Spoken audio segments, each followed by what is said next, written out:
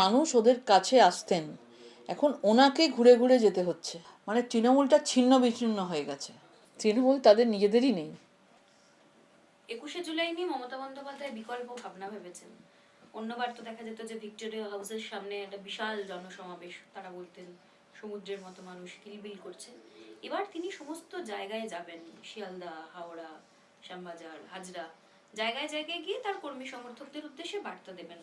কিন্তু এখানে একটা প্রশ্ন, যে এটা কি ভিক্টোরিয়া হাউসের সামনে উনি সেরকম জমায়েত করতে পারবেন না, সেই ভয় থেকেই, নাকি আপনাদের তরফ থেকে আপনারা পারমিশন দিচ্ছেন না সেই জটিলতার কারণে? মানে কোনটা কারণ আসলে? দেখুন, বিকল্প বলে আর কিছু নেই তো ওনার কাছে।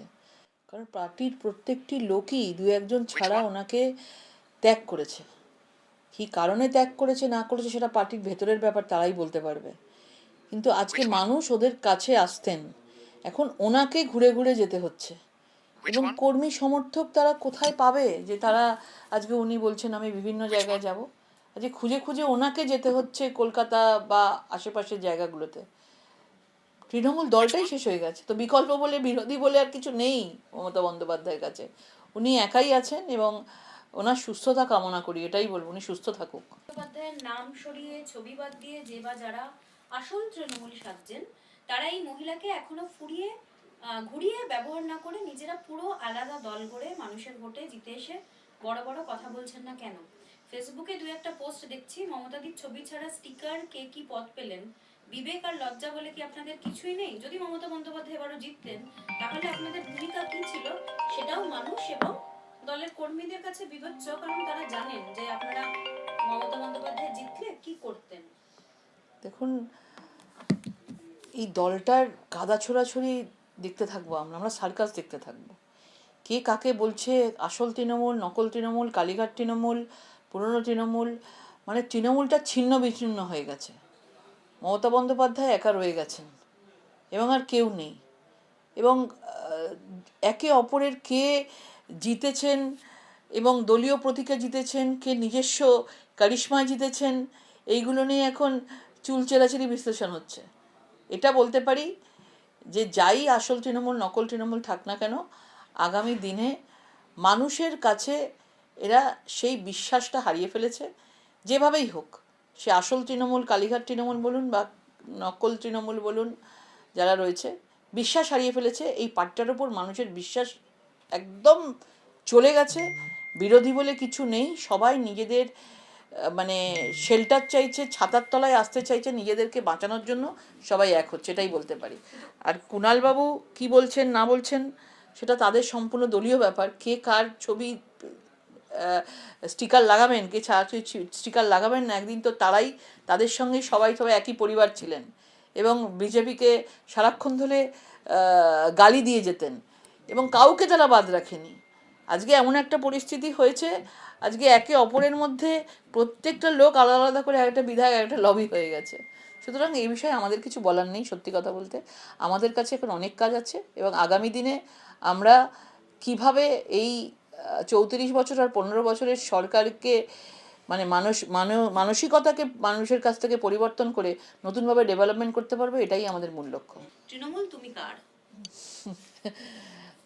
তৃণমূল তাদের নিজেদেরই নেই এবং এদের নিজেদের মধ্যে মানে তুতু ম্যামায় যেটা চলছে, সত্যি কথা মানুষ সেটা দেখছে এবং এরা কেউই, আমি বলবো কারুর মধ্যেই সেই সততার প্রতীক বলে কিচ্ছু নেই।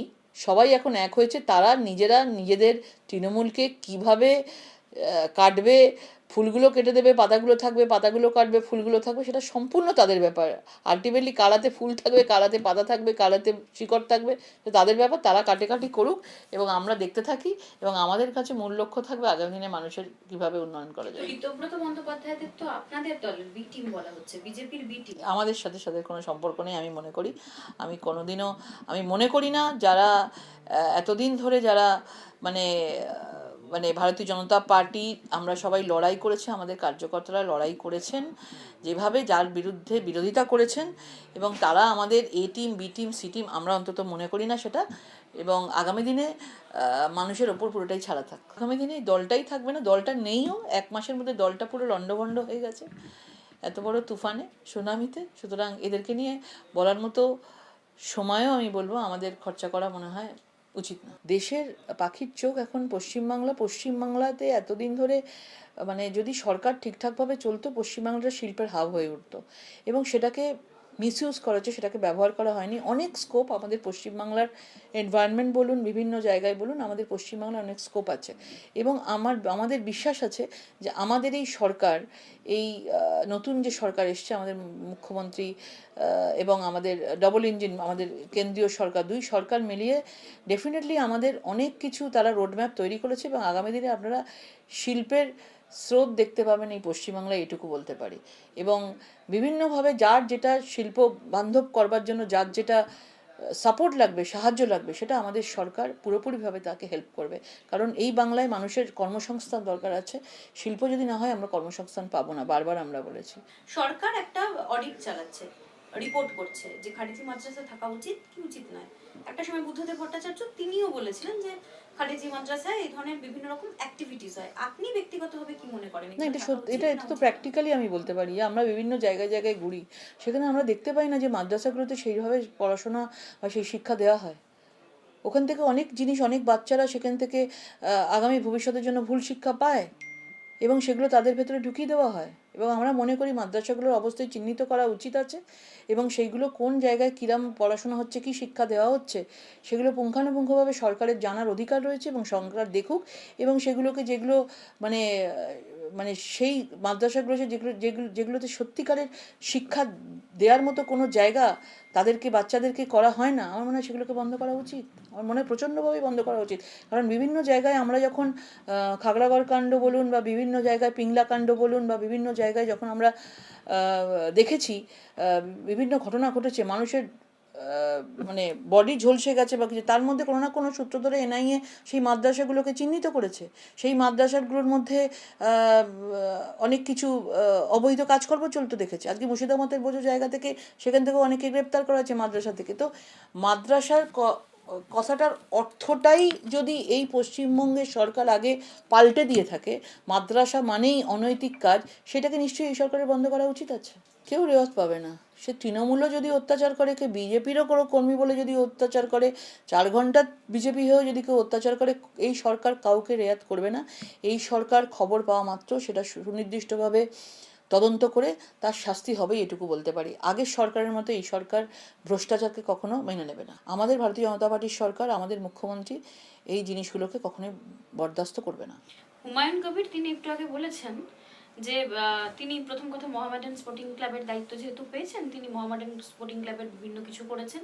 তিনি বলছেন যে তিনি যদি বর্তমান মুখ্যমন্ত্রী যদি মনে করেন যে তার সমালোচনা কেউ করবে না, তাহলে সেটা দুর্ভাগ্যজনক।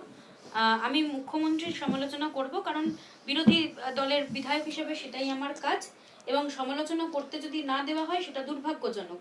বারুইপুরে একটা দুর্ভাগ্যজনক ঘটনা ঘটেছে, সেটা নিয়ে জনবিস্ফোরণ হয়েছে, একজনকে পিটিয়ে মারা হয়েছে। মুখ্যমন্ত্রী যেভাবে একটি সম্প্রদায়কে চিহ্নিত করে গত 3 দিনে যেভাবে ধরপাকড় করেছেন, সেটা অত্যন্ত দুর্ভাগ্যজনক। আমরা কি আবার তাহলে ব্রিটিশ শাসনকালে ফিরে আসছি? আমি একটি দলের কর্ণধার, তাই বিজেপির প্রশংসা করতে আমি পারবো না। উনি যেভাবে ভোটের আগে কথা বলেছেন, ওনাকে তো গ্রেপ্তার করা উচিত ছিল আগে। যেভাবে উনি কথাবার্তা বলেছেন, আজকে উনি বিধায়ক আছেন, কিন্তু ওনার কথাবার্তা তো ওনাকে আগে গ্রেপ্তার করা উচিত ছিল। উনি তো এখনও বাইরে থেকে এইসব ধরনের কথাবার্তা বলছেন কি করে? আজকে কোনোভাবে কোনো ধর্ম দেখে কাউকে কিছু করা হয়নি। বারুইপুরে যে ঘটনা ঘটেছে, যে ছেলেটিকে পিটিয়ে মারা হয়েছে, সেটা পুরোপুরিভাবে যারা দোষ করেছে তাদেরকেই শাস্তি দেওয়া হয়েছে। মুখ্যমন্ত্রী সঠিক কাজ করেছেন। ধর্ম দেখে তুষ্টিকরণের রাজনীতি এই সরকারের আমলে কখনো হবে না। আর এই ধরনের কথা যারা বলছে তাদেরকে সংযত হওয়া উচিত আছে। একাডেমি অফ ফাইন আর্টসের ভেতরে একটি জায়গা, সেখানকার সিকিউরিটি গার্ড এবং বেশ কিছু অংশের শিল্পী অভিনেতারা অভিযোগ করছেন গেরুয়া রং করে দেওয়া হয়েছে। দেখুন, আমরা এটুকু বলতে পারি, বারবার শিল্পী সত্তায় কখনো কোনো রং লাগানো উচিত না। তাদেরকে খোলা মনে স্বাধীনভাবে সেই কাজ করতে দেওয়া উচিত। সে টালিগঞ্জি হোক, থিয়েটার শিল্প হোক, সেটা যে কোনো শিল্পেই হোক না কেন, যে কোনো কলাই হোক না কেন, সেখানে আমি বলতে পারবো না সেটা কী হয়েছে, কিন্তু কখনো আমি একজন শিল্পী হিসাবে মনে করি যে শিল্পীদেরকে স্বাধীনভাবে রাখা উচিত। তারা পুরো নিজেরা স্বাধীনভাবে কাজ করুক, কোনো রাজনৈতিক রং যেন তাদের মধ্যে না থাকে। একাডেমি অফ ফাইন আর্টস এর ভেতরে একটি বিল্ডিং, সেই বিল্ডিং এ হঠাৎ করে গেরুয়া রং করার কি খুব প্রয়োজন ছিল বলে মনে করেন লোকেরটি? কারণ একটা রুম সেখানে পুরো গেরুয়া রং, বাইরে থেকে বিল্ডিংটা পুরো গেরুয়া রং করে দেওয়া হয়েছে। কে করেছে, কারা করেছে জানে না, এবং সেখানে দাবি করা হচ্ছে যে সেটা বিজেপির কিছু লোকজন গিয়ে না, আমাদের কোনো, আমার মনে হয় না যে আমাদের লোকজনেরই শিক্ষা রয়েছে যে আমাদের লোকজন সেটা করবে।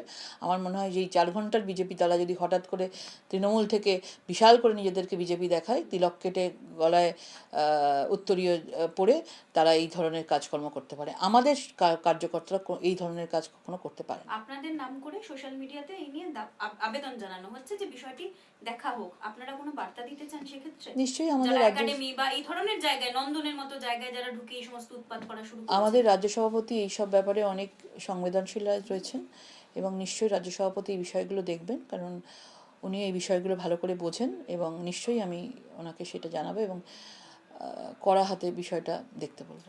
সরকার গুন্ডা দমন আইন নিয়ে আইন পাস করিয়েছেন এবং কেউ যে কোনো এই যে গুন্ডা ক্রিমিনালরা যে দৌরাত্ম্য ছিল, সেই দৌরাত্ম্য যে আগের সরকারের মতন এবারে আমরা সরকারের দেখতে পাবো, সেটা আর রিপিট হবে না। গুন্ডা দমন নীতিতে অনেক এইখানে যারা সিন্ডিকেট কাটমানির গুন্ডাগিরি করতো, এই গুন্ডা দমন আইনে কিন্তু সেগুলো বন্ধ হবে। কারণ গুন্ডা দমন আইনে পরিষ্কারভাবে বলা আছে, কোনো জায়গায় কোনো এলাকায় যদি গুন্ডামো করে, সাধারণ মানুষের ওপর অত্যাচার করে এবং তারা যদি মনে করে এইভাবেই তারা চালিয়ে যাবে, তাদের কিন্তু উপযুক্ত ব্যবস্থা নেওয়া হবে। পার্টি, ভারতীয় জনতা পার্টি একটা সর্বভারতীয় পার্টি। পার্টির ওপরে বিশ্বাস রাখুন, পার্টির ওপরে আস্থা রাখুন এবং পার্টিকে আগামী দিনে দেশের মধ্যে সুশাসন তৈরি করতে গেলে অনেক কিছু জিনিস মানে পাল্টাতে গেলে, অনেক কিছু নীতি তৈরি করতে গেলে অনেক কিছু জিনিস আমাদেরকে মানে ভারতীয় জনতা পার্টি সেটা আমাদের করতে হবে এবং তাদেরকে বলবো রাজ্য সভাপতির ওপরে আস্থা রাখুন এবং রাজ্য সভাপতি যেটা বলেছেন সেটা আমাদের কাছে কিন্তু চূড়ান্ত, এটা আমরা মনে করি, এটাই আমাদের দলের নীতি। এবং রাজ্য সভাপতি যেটা বলেছেন সেটাও আমার কথা, যে এই রাজ্যসভার সদস্যরা যারা নমিনেটেড নাম এসছে, নমিনেশন দেবেন হবে, তাদের জন্য রাজ্য সভাপতি যে মন্তব্যটা রেখেছে এবং সঠিক মন্তব্য রেখেছেন এবং এই নিয়ে কোনো কর্মীদের অনাস্থার কোনো প্রয়োজনই নেই।